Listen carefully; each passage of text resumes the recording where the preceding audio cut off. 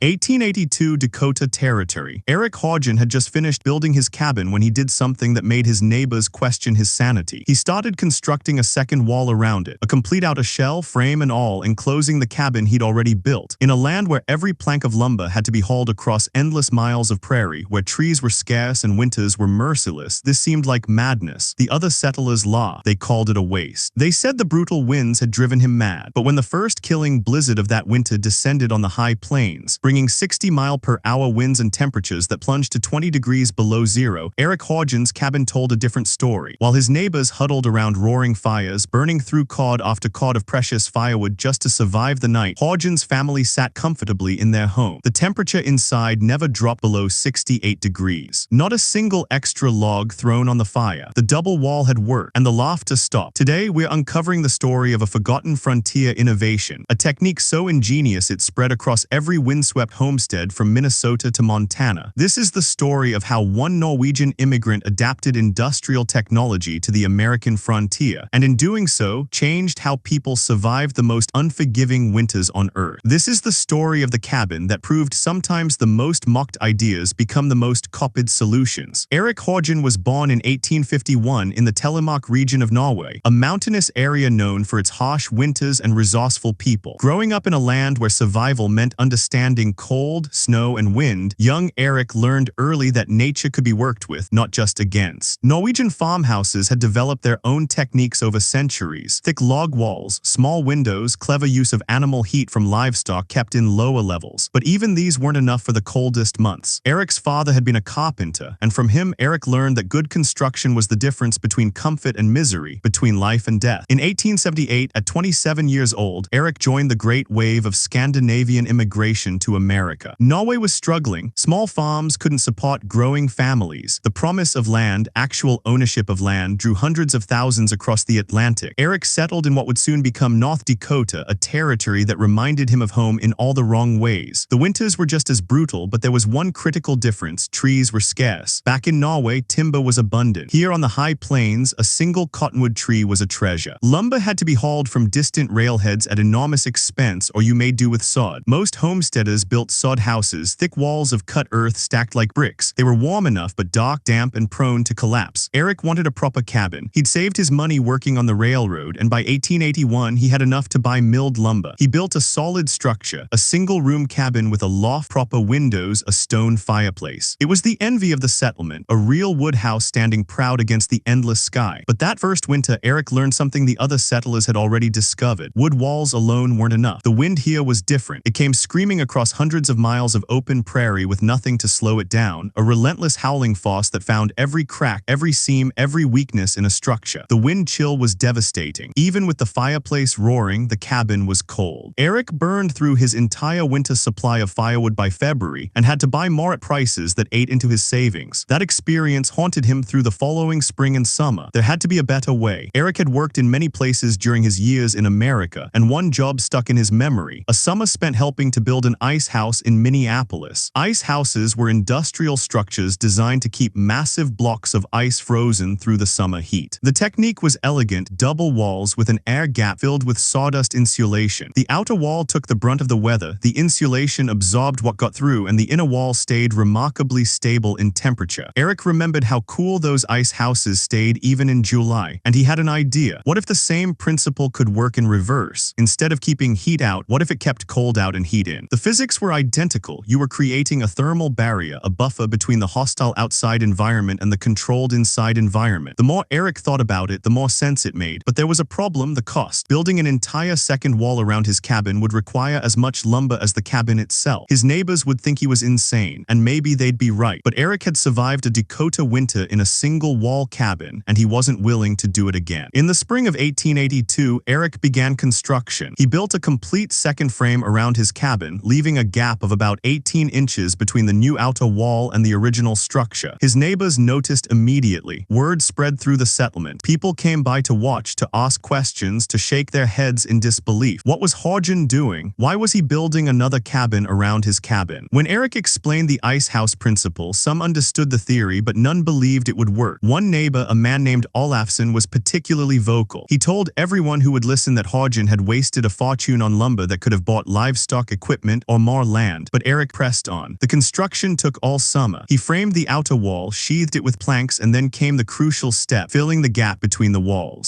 In the ice houses, they'd used sawdust. Erik didn't have access to enough sawdust, but he had something else: prairie grass. The high plains grew thick, tall grass, and in late summer it dried to a golden brown. Erik cut and baled massive quantities of it, then carefully packed the 18-inch gap between his walls with the dried grass, tamping it down firmly but not too tightly. Air pockets were important. They added to the insulation. He left small ventilation holes at the top and bottom to prevent moisture buildup, a detail he'd learned from the ice house builders. By October, the double-wall cabin was complete. It looked strange, bulkier than a normal cabin, the outer wall weathered gray while the inner structure was still golden new wood visible through the windows. The neighbors had mostly stopped commenting, but the skepticism remained. Winter would be the test, and winter was coming. The first serious cold snap hit in mid-November. Temperatures dropped to zero and the wind picked up, that distinctive prairie wind that cuts through everything. Erik lit a modest fire in his fireplace, nothing excessive, just enough to take the chill off. And then he waited. The cabin warmed quickly and stayed warm. He noticed the difference immediately: no drafts, no cold spots, no icy air seeping through invisible cracks. The walls themselves felt different to the touch. The inner wall was warm, room temperature. He stepped outside and felt the outer wall. It was cold, nearly as cold as the air. The double wall was working exactly as he'd hoped. The cold was being stopped at the outer wall, absorbed by the insulation and never reaching the living space. His neighbors, meanwhile, were already burning through firewood at an alarming rate. In a typical Dakota winter, a single wall cabin might require 3 to 4 cords of wood per month just to maintain tolerable temperatures. That was wood that had to be cut, hauled, split, and stacked, endless labor. And the cost for those who had to buy it was brutal. But Erik was using a fraction of that amount. His fireplace burned low and slow, more for cooking and comfort than for heating. The cabin itself was doing the work. December brought the first real test, a blizzard that would become legendary in the settlement's history. It rolled in on a Wednesday morning, the sky turning a sickly yellow-gray, the temperature plummeting even before the snow started. By afternoon, the wind was howling at sustained speeds of 40 to 50 miles per hour, with gusts much higher. The snow came horizontally, driven by the wind, accumulating in massive drifts against any obstacle. The temperature dropped to 20 below zero, and with the wind chill, it felt like 50 or 60 below, cold enough to freeze exposed skin in minutes, cold enough to kill. The blizzard lasted 3 days. Settlers huddled in their cabins, burning every scrap of fuel they could find. Some ran out of firewood entirely and resorted to burning furniture, floorboards, anything combustible. Livestock froze in their pens. The noise was constant and terrifying. The shriek of wind, the groan and crack of structures being tested beyond their limits. Several sod houses partially collapsed under the weight of wind-driven snow. This was the frontier at its most brutal, nature's reminder that human settlement here was a fragile thing. In Erik Haugen's double-wall cabin, life went on almost normally. The wind howled outside, the outer wall took the punishment, but inside, the temperature never dropped below 68 degrees. Erik kept a small, steady fire burning, more out of habit than necessity. His wife cooked meals. Their children played on the floor. They slept comfortably under light blankets. The cabin was a fortress against the cold, a pocket of warmth and safety in the middle of a killing storm. Erik had built well, and the ice house technique had proven itself beyond his most optimistic hopes. When the blizzard finally passed, the settlement took stock of the damage. 2 people had died, one trying to reach his barn to feed animals, another in a poorly built cabin that had lost its roof. Dozens of cattle and horses were lost, and almost everyone had burned through weeks' worth of firewood in just 3 days. The financial and physical toll was devastating, but word had spread about Haugen's cabin. People had noticed that his chimney barely smoked during the storm. They'd noticed that he wasn't outside desperately splitting wood. And now, as neighbors visited to check on each other, they asked Erik directly, how had he stayed so warm? Erik explained the double wall principle, walked them through the construction, showed them the grass insulation packed between the walls. He explained the ice house theory, the thermal barrier, the air gap. Some understood immediately. Others needed convincing, but the evidence was undeniable. Erik had survived the worst blizzard in memory using less firewood than they'd burn in a normal week. The mockery was forgotten. Now people wanted to know how they could build the same thing. Over the following months, the technique began to spread. Several neighbors started adding second walls to their existing cabins, following Erik's design. New settlers arriving in the spring of 1883 built double wall structures from the start. Erik became a local expert, consulted on construction projects across the settlement. He shared his knowledge freely, helped with designs, advised on insulation materials. Some builders used sawdust when they could get it from distant sawmills. Others used prairie grass like Erik. A few experimented with clay, cattle fluff, even corn husks. The principle remained the same: create a thermal barrier with trap air and organic material. The innovation spread geographically as well. Letters traveled between settlements, carrying descriptions of the double wall technique. Newspapers in Minnesota and Montana picked up the story: the Norwegian immigrant who'd solved the prairie cold problem with a technique borrowed from ice houses. Other builders refined the concept. Some added multiple layers of insulation. Others designed the air gap to create natural convection currents that distributed heat more evenly. A few enterprising settlers even started businesses specifically building double wall additions to existing cabins. By the mid-1880s, the double wall cabin had become standard practice across much of the northern plains. Building codes in newly established towns began to require minimum insulation standards. The technique saved lives, reduced firewood consumption dramatically, and made winter survival not just possible, but relatively comfortable. What had seemed like Erik Haugen's foolish waste of lumber in 1882 had become, within just a few years, the defining characteristic of cold weather frontier architecture. The broader impact extended beyond individual comfort. Reduced firewood consumption meant less deforestation in the already tree-scarce landscape. Families saved money that could be invested in land improvements, livestock, or education. Children grew up healthier, not spending winters in chronically cold, drafty homes. The psychological impact mattered too. Winter went from a season of mere survival to something manageable, even pleasant. People could focus on crafts, reading, family time, rather than the constant labor of feeding fires and fighting cold. Erik Haugen himself continued farming his Dakota homestead for another 40 years. He never became wealthy, but he lived comfortably, known and respected in his community. He served on the local school board, helped new immigrants get established, and built several more double wall structures for neighbors and family. His original cabin stood until 1947, when it was finally torn down to make way for a more modern farmhouse. By that time, the double wall principle had evolved into the cavity wall construction still used in modern buildings. The same fundamental concept, just with different materials. The ice house connection was eventually forgotten by most people. Later generations knew that insulated walls were important for cold climates, but few remembered that the technique had been adapted from industrial refrigeration by a Norwegian immigrant on the Dakota frontier. Building science textbooks would credit various innovations in thermal efficiency, but rarely mention Erik Haugen or the brutal winter of 1882 that proved his critics wrong. Yet the principle endures. Modern building codes require insulation values that would have seemed like science fiction to frontier settlers, but the fundamental physics are identical to what Erik understood standing in that Minneapolis ice house in the 1870s. Create a barrier, trap air, slow the transfer of heat. Whether you're keeping ice frozen in summer or keeping a family warm in winter, the solution is the same. Erik Haugen didn't invent insulation, but he adapted it, proved it, and spread it across a landscape where it saved countless lives. Looking back, the story reveals something important about innovation and social acceptance. Erik Haugen's neighbors weren't stupid or malicious when they mocked his double wall construction. They were responding rationally to what seemed like an irrational use of scarce resources. Lumber was expensive. The double wall appeared to serve no purpose they could understand. In their worldview, shaped by generations of single-wall construction in Scandinavia and Germany, Haugen's project looked like foolishness. Only the evidence, the undeniable proof of that December blizzard, changed minds. This pattern repeats throughout history. Innovations that challenge conventional wisdom face resistance, mockery, and skepticism. The innovator must not only develop the idea but prove it, often at personal cost. Erik Haugen risked his savings, his reputation, and potentially his family's safety on a theory borrowed from a different industry. He could have been wrong. The double wall might have failed, leaving him financially ruined and socially humiliated. But he was right, and his willingness to endure mockery in pursuit of a better solution changed an entire region's approach to winter survival. The story also highlights the role of knowledge transfer across industries. The ice house builders of Minneapolis never imagined their techniques would revolutionize frontier cabin construction. Erik Haugen's genius wasn't in inventing something entirely new, but in recognizing that a solution from one context could be adapted to another. This kind of cross-pollination drives much of human progress, seeing patterns, making connections, applying known principles to new problems. Haugen's carpentry skills, his ice house experience, and his harsh first winter in a single-wall cabin combined to create insight that none of those elements alone would have produced. Finally, there's a lesson about appropriate technology. Haugen didn't try to import elaborate Norwegian heating systems or wait for industrial solutions to reach the frontier. He worked with what was available: local materials, simple construction techniques, basic physics. The double wall double-wall cabin was elegant precisely because it was achievable with frontier resources. Prairie grass, milled lumber, and carpenter skills were all readily accessible. The solution matched the context, which is why it spread so rapidly once proven. Today, Erik Haugen's original Dakota homestead is farmland, part of a larger agricultural operation. No marker commemorates the spot where the first double-wall cabin stood. No historical plaque explains what happened there. The local historical society has a few references in archived newspapers, and some genealogical records track Haugen's descendants, but the story has largely faded from public memory. Most people who live in well-insulated homes have no idea that their comfort descends directly from a Norwegian immigrant's refusal to accept one more brutal winter in a cabin that couldn't hold heat. But the principle lives on in every insulated wall, every thermal barrier, every building designed to protect its occupants from hostile external temperatures. The physics Erik Haugen leveraged in 1882 are the same physics applied in modern construction, aerospace engineering, and refrigeration. The technology has advanced: fiberglass insulation, foam boards, reflective barriers, but the fundamental concept remains unchanged. Create space, trap air, slow heat transfer. It worked in ice houses. It worked on the Dakota frontier. It works in modern skyscrapers and space stations. Sometimes the most transformative innovations are the simplest ones: a second wall, an air gap, some dried grass, and the willingness to endure mockery until evidence speaks louder than criticism. Erik Haugen built a cabin that stayed 68 degrees while the world outside froze at 20 below. And in doing so, he proved that sometimes the most mocked ideas become the most copied solutions. The neighbors who laughed in 1882 were building double-wall cabins by 1883. Mockery turned to imitation, and imitation spread across 1,000 miles of frontier. The brutal prairie winds still blow across the Dakota plains. Winter temperatures still plunge below zero. Blizzards still howl and rage. But the homesteaders who settled that land and their descendants who remain sleep warm through it all. They owe that comfort in part to a Norwegian carpenter who saw an ice house and imagined something better, to a man who spent his savings on what looked like madness and turned out to be genius, to Erik Haugen, the settler who built a second wall around his cabin and changed how America survived winter. Next time the temperature drops and you sit comfortably indoors while the world outside freezes, remember this: someone somewhere had to prove that insulation works. Someone had to build the first double wall, endure the mockery, wait for the blizzard, and let the evidence speak. That someone was Erik Haugen, and his cabin still speaks to us across more than a century with a simple message: good ideas survive, mockery fades. But on a winter night when the wind is howling and the temperature is deadly, the warmth of a well-built wall is the only truth that matters.